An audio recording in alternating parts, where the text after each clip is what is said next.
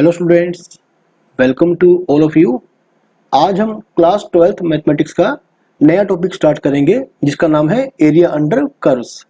इसकी जो बेसिक बातें हैं हम डेफिनेट इंटीग्रल के स्टार्टिंग में ऑलरेडी कवर कर चुके हैं और बच्चों इस टॉपिक को हम ज़्यादातर बुक्स में एप्लीकेशन ऑफ इंटीग्रल्स के नाम से देख सकते हैं। तो आज हम स्टार्ट करेंगे भाई एरिया अंडर कर्व्स। तो भाई इसकी कुछ बेसिक बातें हैं, आप उन्हें एक बार फिर से रिवाइज कर लीजिए। हालांकि हमने ऑलरेडी डिस्कस किया था डेफिनेट इंटीग्रल के दौरान। चलिए ठीक है बच्चों, हम स्टार्ट करते हैं। भाई सबसे पहली बात, if F x is non negative, okay, यानी कि जो फंक्शन का जो ग्राफ चलेगा बच्चों वो एक्स एक्सिस से ऊपर चलेगा for all X, okay, between A and B, then this definite integral is equal to the area of the region bounded by the curve y is equal to fx, x-axis the line x is equal to a and the line x is equal to b। इसके बारे में हम already पढ़ चुके हैं। देखिए बच्चों, suppose this is our curve y is equal to F X. भाई मान लो ये लाइन है x is equal to a और बच्चों ये लाइन है x is equal to b, सही है। और this is x axis, this is origin and this is y axis. तो बच्चों ये जो हमारा एरिया हो जाएगा, ठीक है भाई, इसका जो वैल्यू होगा ये इक्वल होगा इस डेफिनेट इंटीग्रल के, सही है। तो चलो फिर से आप एक बार इसे रिवाइज कर लेना फटाफट। बेसिक निकालने के बाद हम इसके क्वेश्चंस को स्टार्ट कर सकते हैं। भी दूसरी बात, अब आप थोड़ा जल्दी नोट करना इसे। मान लो इस बार आपका जो कर्व है वो एक्स एक्सिस के नीचे है। मान लो this is line X is equal to A and this is line X is equal to B, okay. इसे पूरा आप स्ट्रेट बना लेना। तो देन दिस, ठीक है, shaded area is equal to, आप लिख ले बच्चों, ठीक है, माइनस इस डेफिनेट इंटीग्रल का। भाई यदि आप नेगेटिव करेंगे, ठीक है, यदि आप क्या करेंगे, नेगेटिव। भाई आप ध्यान रखिए, if F x less than और इक्वल टू 0 फॉर ऑल,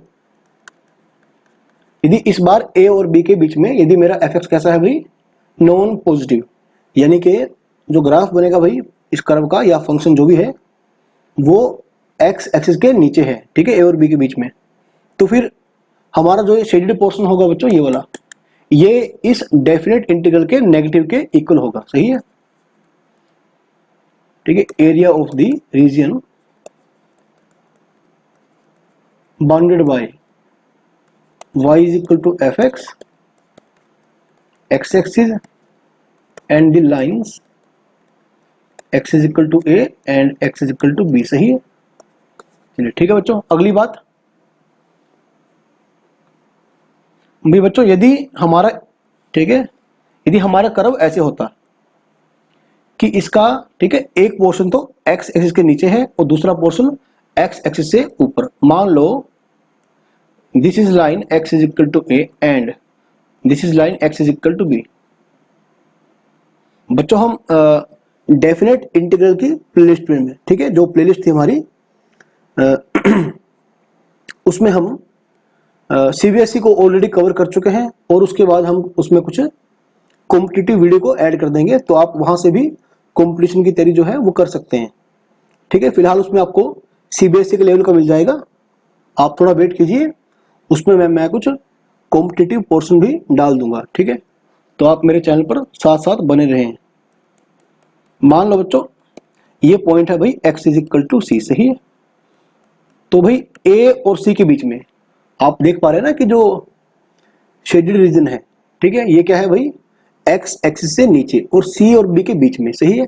कैसा है भाई, ये x एक्सिस से ऊपर। तो बच्चों ऐसे में जो मेरा सपोज दिस इज ओरिजिन, ठीक है, this is x axis and this is y axis. तो बच्चों ऐसे में जो मेरा शेडेड रीजन होगा, ठीक है बच्चों, ये हमें कैसे मिलेगा, अब आप थोड़ा जल्दी करना, ठीक है, थोड़ा शॉर्ट में लिखें। आप ऐसे लिख लेंगे भाई इसको a टू c, ठीक है, माइनस एफ एक्स, इस कर्व का नाम क्या है बच्चों, y is equal to F X, सही है, plus c to b F X D X, सही है। भाई आपको यदि नेगेटिव पॉजिटिव का थोड़ा सा भी कंफ्यूजन रहे तो उस केस में ओके आप क्या करेंगे भाई, किसी भी तरह आप डेफिनेट इंटीग्रल को निकाल लीजिए और ऊपर क्या यूज कर लें भाई, मॉडुलस यूज कर लें, सही है। जहां पर आपको नेगेटिव पॉजिटिव का डाउट लगे भाई वहां पर आप मॉडुलस यूज कर लें, सही है। तो ऐसे में जो भी न्यूमेरिकल मेरा न्यूमेरिकल क्वांटिटी जो भी आएगी वो हमेशा पॉजिटिव आएगी, सही है। अब बच्चों देखिए, देखो अभी तक हमने जिन एरियाज की बात करी है भाई वो बाउंड हो रहे थे x is equal to A line से, x is equal to B line से, x एक्सिस से and the curve y is equal to F X, okay. तो बाउंडेड बाय x एक्सिस। लेकिन अब आप ये देखना थोड़ा सा, मान लो बच्चों आपका ये कर्व है, ठीक है, ऐसे कर्व, ये लाइन है y is equal to a and suppose this is line y is equal to b। भाई मान लो ये ओरिजिन है आपका, ठीक है बच्चों, ये लाइन है y is equal to b, और इस बार बच्चों कर्व का नाम क्या है, x is equal to g of y, ठीक है। देखो y एक एक्सप्लिसिट फंक्शन है x का या फिर x एक्सप्लिसिट फंक्शन है y का, ठीक है, ये कोई समस्या वाली बात नहीं है। आप यहां देखें, ठीक है, सबसे पहले पार्ट में देखें, आप क्या करते हैं भाई y is equal to F X, ठीक है, तो y is equal to F X, यहां पर जो एरिया बनता है मेरा ये बनता है भाई y डी एक्स, सही है, क्या बनता है y डी एक्स, y या एफ एक्स कहें एक ही बात है, लेकिन इस बार थोड़ा सा उल्टा होगा, इस बार भाई एरिया गिरेगा y एक्सिस के ऊपर ऐसे, ठीक है। तो बच्चों यहां पर जो मेरा शेडेड पोर्शन होगा, ठीक है, तो वो क्या होगा भाई a to B X D Y, सही है, a to B X D Y, यानी कि बच्चों ये बन जाएगा a टू बी।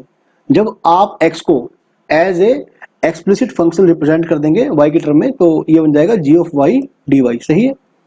ये बच्चों आपको केवल दो बात का ध्यान रखना है। देखो पहली बात, आप पहली बात का ध्यान रखें कि मान लो ऐसे है, ठीक है, ये पॉइंट है मेरा, एक मिनट इसे मैं थोड़ा ढंग से लिख देता हूं, मान लो बच्चों ये पॉइंट है a, ये पॉइंट है b, सही है, ये है भाई x1 y1 और ये हो गया मेरा x2 y2, सही है। तो थोड़ा ध्यान देना मेरी बात पे आप, एरिया जो आएगा भाई x1 टू x2, ये कर्व कौन सा है बच्चों, y is equal to F X y D X, सही है। तो ऐसे में जो एरिया होगा बच्चों ये वाला, ये जो एरिया बनेगा x is equal to x1 line से और x is equal to x2 line से, तो भाई वो ये बन जाएगा, सही है। यदि एरिया गिरेगा भाई x एक्सिस के ऊपर, अभी आप थोड़ा इसे, ठीक है, ये पूरा एरिया बन जाएगा, थोड़ा इसे अपोजिट केस आप देखना, आप ये देखो, मान लो बच्चों मेरा कर्व ऐसे है, ठीक है, ये कौन सी लाइन है भाई, तो मान लो ये पॉइंट है a x1 y1 और भाई ये पॉइंट है b x2 y2, सही हो गया। तो इस कर्व का नाम क्या है भाई, x is equal to g of y, मतलब आप x को y की टर्म में निकाल लेंगे अगर एरिया गिरेगा भाई y एक्सिस के ऊपर। अगर आप यहां y1 से y2 का इंटीग्रेशन करेंगे तो एरिया गिरना शुरू हो जाएगा y एक्सिस के ऊपर, सही है, ऐसे ये वाला एरिया, तो ये होगा भाई y1 to y2 x dy। जब आप x को निकाल लेंगे y के टर्म में तो y का फंक्शन मिल जाएगा आपको, ठीक है। तो यहां पर क्या होगा y dx, यहां पर y dx और यहां पर x dy, सही है। तो भी इन दो बातों को आपको अपने, ठीक है, माइंड में बिठा लेना है कि हमने एरिया ऐसे निकालना है, सही है। चलिए ठीक है बच्चों, तो फिलहाल हम बात कर रहे हैं एरिया अंडर कर्व की, ठीक है। तो बिल्कुल सिंपल बेसिक फंक्शंस का हम या कर्व्स का हम एरिया निकालेंगे, ठीक है। जो एरिया, ठीक है, उन कर्व से x एक्सिस या y एक्सिस से और किन्हीं दो स्ट्रेट लाइन से फॉर्म हो रहा होगा, which are parallel to either x axis और पैरेलल टू वाई एक्सिस। अभी आप एग्जांपल देखें बच्चों इसका, मान लो ठीक है, we have to evaluate the area of the circle. मान लो ऐसा है कि find the area of the circle. Circle क्या है बच्चों, x square plus y square is equal to 16। Okay, using integration.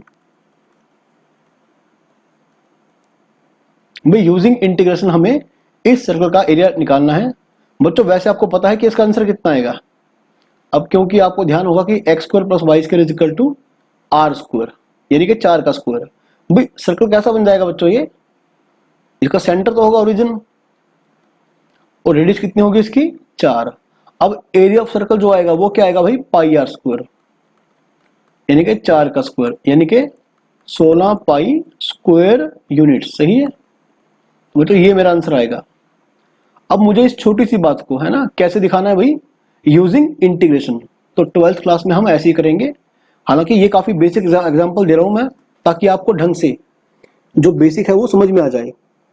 तो जैसे जैसे हम आगे बढ़ेंगे भाई, हम थोड़े थोड़े और अच्छे क्वेश्चन ट्राई करना स्टार्ट कर देंगे, और सीबीएसई पढ़ने के बाद हम कंपटीशन वाले क्वेश्चन पे आ जाएंगे। तो चलिए ठीक है बच्चों, भी पहले आप इसका ग्राफ ड्रॉ कर लें। अगर आपको याद हो सर्कल ऐसा बन जाएगा। ये कौन सा पॉइंट है बच्चों, 4 0। ये कौन सा है भाई, 0 4 है ना, ये -4 0। ये क्या है भाई, 0 -4। तो एक काम करो आप, बजाय कि आप पूरे सर्कल का एरिया निकालो, आप केवल यहां से यहां तक का एरिया निकाल दें और उसका 4 टाइम्स कर दें। सही है, तो ये क्या है भाई, ठीक है, ये क्या है, x square plus y square is equal to 16। ये इस सर्कल का, इस कर्व का इक्वेशन है। तो बच्चों area of circle, area of circle क्या बन जाएगा भाई, 4 टाइम्स, ठीक है, 4 times area of circle in first quadrant. आप केवल एक एरिया निकाल लें और उसका 4 टाइम्स कर दें, ठीक है। तो क्या बन जाएगा बच्चों, पूरे सर्कल का आपको एरिया पता लग जाएगा 4 गुना में। अब हम केवल पहले क्वाड्रेंट में इस सर्कल का एरिया निकाल के दिखाएंगे। सही है, तो बच्चों यहां से इंटीग्रेशन स्टार्ट होगा। देखो मान लो ये है एक्स एक्सिस, ठीक है, और यहां से आप इंटीग्रेशन स्टार्ट करते हैं यहां तक। तो जहां से इंटीग्रेशन स्टार्ट होगा वहां से एरिया नीचे गिरना शुरू हो जाएगा ऐसे। तो जहां तक इंटीग्रेशन चलेगा वहां तक एरिया गिरता रहेगा। सही है, ऐसे। तो अगर आपने यहां से इंटीग्रेशन स्टार्ट करा, सही है, तो ऐसे बच्चों एरिया गिरना शुरू हो जाएगा। देखो ये यहां से आपने 0 से स्टार्ट किया तो ऐसे एरिया गिरना शुरू हो गया। आपने 0 से इंटीग्रेशन किया भाई 4 तक किया, ठीक है, आपने 0 से इंटीग्रेशन किया 4 तक, 0 से 4 y dx। सही है, अभी आपके पास बच्चों y कहां से मिलेगा आपको, यहां से मिलेगा आपको y। तो आप देख लें भाई, x square plus y square is equal to 16। बच्चों y कितना बन जाएगा, ये बन जाएगा 60 माइनस एक्स स्क्वायर। y क्या बन जाएगा, √16 माइनस एक्स स्क्वायर। हालांकि आगे क्या आएगा, प्लस माइनस, आगे क्या आएगा, प्लस माइनस। लेकिन बच्चों हम निकाल रहे हैं एरिया पहले क्वाड्रेंट में, तो जो कर्व का जो ब्रांच है पहले क्वाड्रेंट में भाई वो पॉजिटिव ब्रांच है, तो वहां पर हम y का वैल्यू क्या लेंगे भाई, पॉजिटिव लेंगे। हाँ, अगर यही काम हम करते नीचे वाली ब्रांच के लिए तो हम नेगेटिव लेते हैं, ठीक है। हालांकि हमें यहाँ पर कोई जरूरत नहीं पड़ेगी इसकी, हम केवल पॉजिटिव ब्रांच का इंटीग्रेशन कर रहे हैं। 0 to 4 y कितना मिल जाएगा बच्चों, 4 का स्क्वायर माइनस एक्स का स्क्वायर। भाई अगर बच्चों आपको फॉर्मूला याद होगा, चलो एक बार आप देख लो, ये देख लो, A square minus x square. I think आप भूल गए होंगे, तो एक बार देख लो, x/2 root A square minus A square plus A square by 2 sine inverse x/a plus c।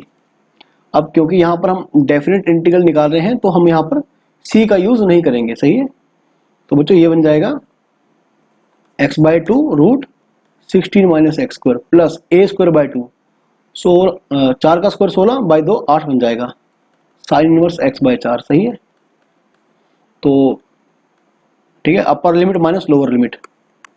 बच्चों अपर लिमिट में क्या होगा, पहले आप 4 पुट करेंगे, 4 पुट करने पे सारा 0 बन जाएगा। ये फिर यहाँ 4 पुट करें, 8 इंटू में साइन इनवर्स 1। जब आप अपर लिमिट में से लोअर लिमिट को माइनस करेंगे तो यहाँ 0 पुट करें, ये सारा 0 बन जाएगा। और यहाँ पर 0 पुट करेंगे तो साइन इनवर्स 0 यानी कि 0। तो बच्चों ये बन जाएगा साइन इनवर्स 1 यानी कि π/2। सही हुआ भाई। तो 200 के 8, ये बन गया 16 पाई। तो बच्चों वैसे भी अच्छा, जब भी आप एरिया निकालते हैं ना तो हमेशा लिखें स्क्वायर यूनिट्स, क्योंकि एरिया यदि आप स्क्वायर यूनिट्स में नहीं लिख कर आएंगे तो एग्जामिनर शायद आपका हाफ मार्क्स यहाँ से काट सकता है। तो बच्चों वैसे हमने इसको शुरू में निकाल लिया था कि हमारा आंसर कितना आएगा भाई, ये आएगा 16 पाई। ओके, तो लेकिन अब इस छोटे से काम को हमने करना है 12th क्लास के मेथड से। ओके, खास तौर से सीबीएसई के लिए। हालांकि कंपटीशन में तो खैर थोड़े अच्छे क्वेश्चन आएंगे। ओके, जिनका एरिया आप मतलब वैसे ही निकाल सकते हैं विदाउट इंटीग्रेशन तो निकाल सकते हैं, लेकिन सीबीएसई में सब कुछ आपको इंटीग्रेशन के थ्रू ही निकाल के दिखाना पड़ेगा। सही है। तो चलो बच्चों ठीक है, अब आप एक क्वेश्चन और नोट करें। तो चलो ठीक है बच्चों, आप एक थोड़ा अच्छा क्वेश्चन नोट करें। हालांकि सीबीएसई में ऐसे क्वेश्चन आते नहीं है, फिर भी आप देख लें। Find the area bounded by the curve y is equal to x minus 1, y is equal to x minus 2, sorry, y is equal to x minus 1 into x minus 2 into x minus 3, lying between the ordinates x is equal to 0 and x is equal to 3 and x axis। हालांकि यहां पर आपको curve tracing की ठीक है थोड़ी बहुत जरूरत पड़ेगी, लेकिन यदि आप वैसे ही इसको मतलब अंदाजे से ही, यदि कर्व के ग्राफ को बच्चों आप अंदाजे से ही रफली ड्रॉ कर पा रहे हैं तब भी कोई दिक्कत नहीं है। आपको एग्जाम में कभी प्रॉपरली ड्रॉ नहीं करना, वहां लिखा होगा कि रफली sketch this curve, okay, and then find the area under the curve. उसके बाद आपको एरिया निकाल के दिखाना है। तो चलो बच्चों मैं आपको थोड़ा सा ड्रॉ करके दिखा देता हूं। मान लो ये y एक्सिस है और ये है बच्चों x एक्सिस, और ये ओरिजिन है। x is equal to 0 and x is equal to 3। x is equal to 0 यानी क्या बन गया, y एक्सिस, और line x is equal to 3। बच्चों पहले आप ये देखें कि आप थोड़ा थोड़ा रफली मतलब ड्रॉ कर ले, से रफली थोड़ा सा स्केच बना लें आप इसका। जैसे आप x को 0 पुट करेंगे, अगर आपने x को 0 पुट किया तो y कितना मिल जाएगा भाई, ये बन जाएगा -6। तो कहीं यहां जाके ना, यहां कहीं जाके ये आपको पॉइंट मिलेगा। सही है। और जैसे ही आप x को 1 पुट करेंगे 0 बन जाएगा, ये पॉइंट होगा 1 0। जैसे ही आप 2 पुट करेंगे तो फिर से 0 बन जाएगा। जब 3 पुट करेंगे भाई फिर से 3 0। अब x is equal to 0 and x is equal to 3, यानी कि यहां से लेकर यहां तक आपको एरिया निकाल के दिखाना है। और भाई आप ये भी देखें ठीक है, डेरिवेटिव करके मैक्सिमम मिनिमम चेक करना, उसकी आपको बिल्कुल जरूरत नहीं है, केवल रफली आपने इसका ग्राफ ड्रॉ करना है भाई, रफली। तो आप एक काम करें, यदि आप इस पे वेवी कर्व लगाते हैं ना, x -1, x -2, x -3, सिर्फ अंदाजे के लिए 1 2 3, तो कैसे बनेगा भाई, प्लस माइनस प्लस माइनस। इधर आप 0 मान लें क्योंकि 0 से हमें ठीक है राइट में रहना है। तो बच्चों 0 और 1 के बीच में क्या आएगा भाई, नेगेटिव आएगा, यानी ग्राफ कुछ ऐसा चलेगा, ऐसे। सही है। अब 1 और 2 के बीच में कैसा है बच्चों, ये पॉजिटिव, तो कुछ ऐसा बन जाएगा। 2 पे 0 है, 2 और 3 के बीच में क्या, अगेन नेगेटिव। सही है। तो बच्चों ग्राफ मतलब अंदाजे से बता रहा हूं आपको, ग्राफ कुछ ऐसा बन जाएगा आपका। सही है। ग्राफ कुछ बच्चों आपका ऐसा बन जाएगा, and bounded by the x axis. ठीक है, तो मतलब ऐसे निकालना बच्चों आपको, यहां ये वाला और यहां पे ये वाला। सही है बच्चों।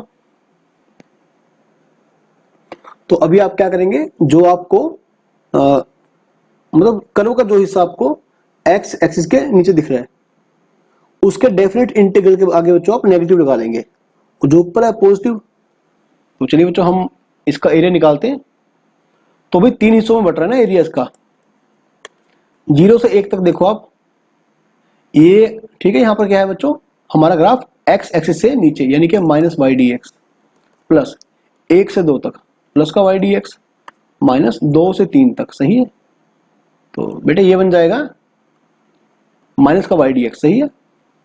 जब कर्व की ब्रांच जाएगी एक्स एक्सिस से नीचे तो डेफिनेट इंटीग्रल का आप नेगेटिव कर लेंगे ना एरिया निकालने के लिए। इस बेसिक को तो हम काफी बार डिस्कस कर चुके हैं।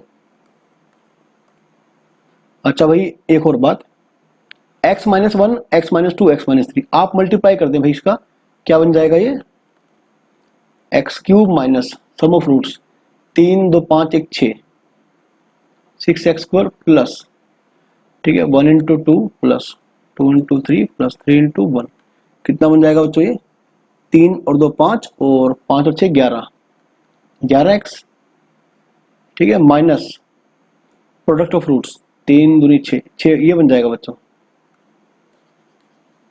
बस आपको अब इसे इंटीग्रेट करना है भाई।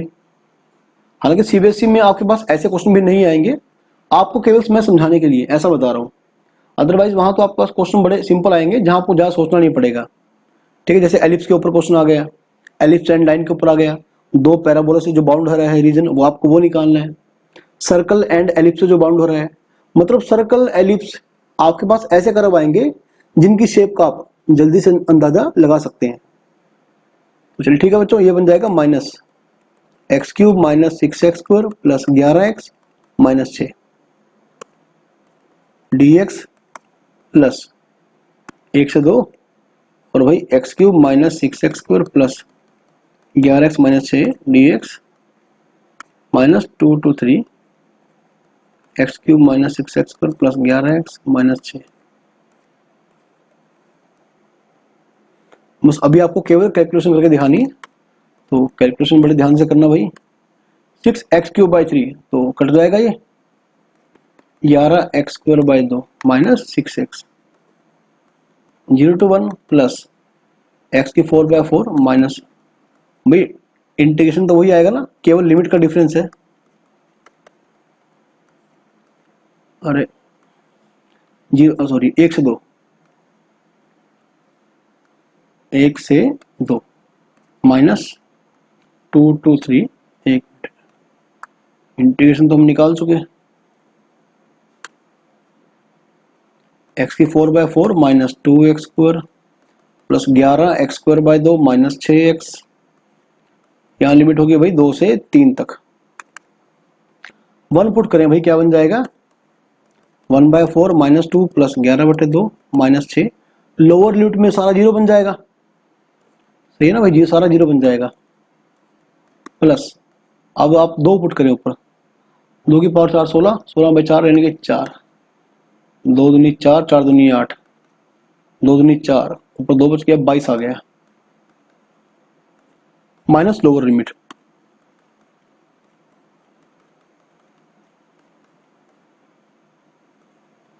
यहां पर upper limit minus lower limit, पहले 3 पुट करें तो ये बन जाएगा बच्चों 81 बाई में 4 माइनस 3 × 9 9 × 18, ठीक है, 3 × 9 9 बाई 2 गुणा 11 यानी कि 9 बाई 2 18। तो फिर आप 2 पुट कर दें, वही कितना बन जाएगा 4 बन जाएगा, है ना। यहाँ कर चुके हैं ना ऑलरेडी, यहाँ पर सॉरी यहाँ पर तो अपर लिमिट पुट किया था। अभी करें बच्चों, आप 2 पुट करें, कितना बन जाएगा भाई, ये 22 बन जाएगा, 2 6 12 बन जाएगा। बस बच्चों आप इसे अब सिंप्लीफाई कर लें, ठीक है, ज्यादा बड़ा क्वेश्चन नहीं है, इसे आप खुद भी भाई सिंप्लीफाई कर सकते हैं, ठीक है। तो इसे कंप्लीट आप खुद कर लेना, ठीक है। मैं लिख देता हूं कंप्लीट योरसेल्फ। चलो ठीक है बच्चों, इसके बाद हम थोड़े से और बेसिक क्वेश्चंस को ट्राई करते हैं। तो मान लो आपको ये निकालना है, find the area of the ellipse. Ellipse कौन सा है बच्चों, x square by 16 plus y square by 9 is equal to 1, सही है। हालांकि अगर आप देखेंगे ना तो आपको बड़ा साफ साफ सा दिखाई देगा कि इसका शेप कुछ इस प्रकार का होगा, ये पॉइंट होगा भाई 4 0, यानी सेमी मेजर एक्सिस क्या होगा 4, सेमी माइनर एक्सिस क्या होगा बच्चों 3। और जो उसका आंसर आएगा भाई ये आएगा, ये होता है पाई A B, pi A B. यहाँ पर ए कौन हुआ भाई 4, बी कौन हुआ 3, तो 12 पाई स्क्वायर यूनिट्स। ठीक है, वैसे हमें सिंपली पता है कि आंसर इसका ये आएगा, लेकिन अब हम इसे ठीक है इंटीग्रेशन की हेल्प से निकाल के दिखाएंगे, तो वहां से भी आंसर यही आएगा। तो आप एक काम करें, पहले क्वाड्रेंट में जो एरिया है क्या करें भाई उसका 4 टाइम्स कर दें, और पहले क्वाड्रेंट में अपने कर्व का इंटीग्रेशन कहां से कहां तक किया भाई, आपने 0 से लेकर 4 तक किया, 0 से 4 y dx। y क्या है बच्चों, यहां से निकाले ना y कितना बन जाएगा, निकाले भाई यहां से,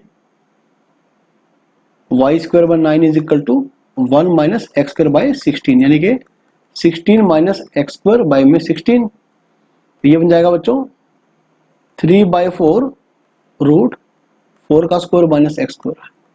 भाई जैसा बच्चों हमने ऊपर किया था, आपको ध्यान होगा शायद, 4 कट जाएगा, x/2 root A square minus x square plus A square by 2, 4 का स्क्वायर बाय 2 8 बन जाएगा, sine inverse x/4। I think last time भी लिमिट यही था। चलो ठीक है, यहां तक आ गए तो उसे पूरा कंप्लीट कर देते हैं। 4 पुट करिए भाई 0, साइन इनवर्स 1 यानी कि पाई/2, लोअर लिमिट में सारा 0 बन जाएगा, तो ये बन जाएगा बच्चों 2 चौके 8, अच्छा 12 पाई बन जाएगा, 12 पाई स्क्वायर यूनिट्स में, जो कि आपको पहले ही पता लग गया था ये आंसर आने वाला है। ओके, तो एरिया अंडर कर्व में बच्चों हम ये पढ़ते हैं। तो भाई जैसे जैसे हम आगे जाएंगे ठीक है, थोड़े से और अच्छे क्वेश्चन को ट्राई करेंगे। अभी जैसे हम एक और बेसिक क्वेश्चन कर लेते हैं, इसमें थोड़ा सा उल्टा केस कर लेते हैं, जहां पर एरिया गिरेगा भाई वाई एक्सिस के ऊपर। ठीक है, तो आप लिख लें find the area of the region bounded by the curve x square is equal to 16y comma lines. ठीक है, and the lines y is equal to 1, y is equal to 4 and y axis. तो एक case हमने थोड़ा टेढ़ा ले लिया, जहां पर क्या होगा बच्चों, एरिया गिरेगा y एक्सिस के ऊपर। अब x square is equal to 16y, आप याद करो भाई, x square is equal to 4ay, ये बनता है अपवर्ड पैराबोला, ऐसे सही है, ये बनेगा भाई अपवर्ड पैराबोला। और y is equal to 1 line कैसी बनेगी भाई, ऐसी, और y is equal to 4 line कैसी बनेगी भाई, ऐसी बनेगी, सही है बच्चों, y is equal to 4 line ऐसी बनेगी। तो अपने को ये एरिया निकालना है।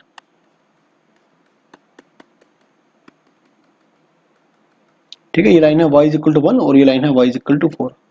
आपने यहां से यहां तक इंटीग्रेशन करा, ठीक है, ऐसे यहां से यहां तक, तो जहां से इंटीग्रेशन स्टार्ट करा वहां y का लिमिट है 1, और जहां खत्म किया वहां y का लिमिट है 4, तो 1 to 4। इस बार y dx नहीं, क्योंकि एरिया गिरा y एक्सिस के ऊपर, तो करेंगे x dy 1 to 4। तो बच्चों यहां से आप x निकाल लें, कितना बन जाएगा, प्लस माइनस 4 रूट y। ठीक है, हम बात कर रहे हैं पॉजिटिव ब्रांच की, तो 4 रूट y ये बन जाएगा बच्चों, 4 बाहर ले लें, y की पावर 3/2 पलट के 2/3, 1 to 4 8/3 बन गया। अपर लिमिट 4 की पावर 3/2, 1 की पावर 3/2 यानी कि 1, 3/2। ठीक है बच्चों, 4 मतलब 2 की पावर 2, इसकी पावर 3/2, 2 से 2 गया, तो भाई ये बन गया 8 में से 1 गया 7, यानी बच्चों क्या आ गया, आप देख लें भाई 56/3 आ जाएगा, 56/3 स्क्वायर यूनिट्स। ठीक है, चलिए ठीक है बच्चों, बाकी क्वेश्चन हम अगले वीडियो में कवर करेंगे। फिलहाल आज हमने जो एरिया अंडर कर्व का जो बेसिक था भाई हमने उसकी बात करी। ठीक है, तो आगे आगे बच्चों हम क्या करेंगे, थोड़े से और अच्छे कर्व्स को, है ना, जिसका शेप हमें सोचना पड़ेगा, शायद थोड़ी सी हमें डेरिवेटिव की हेल्प लेनी पड़ सकती है। ठीक है, वेवी कर्व मेथड की हेल्प लेनी पड़ सकती है। मैक्सिमम मिनिमम चेक करना पड़ सकता है। तो अभी हम और अच्छे अच्छे क्वेश्चंस को ट्राई करेंगे। तो आज हमने केवल बेसिक की बात करी। तो बच्चों तब तक आप इन बेसिक क्वेश्चंस को एक बार दोबारा अच्छे से अपने आप भी ट्राई करें। ओके।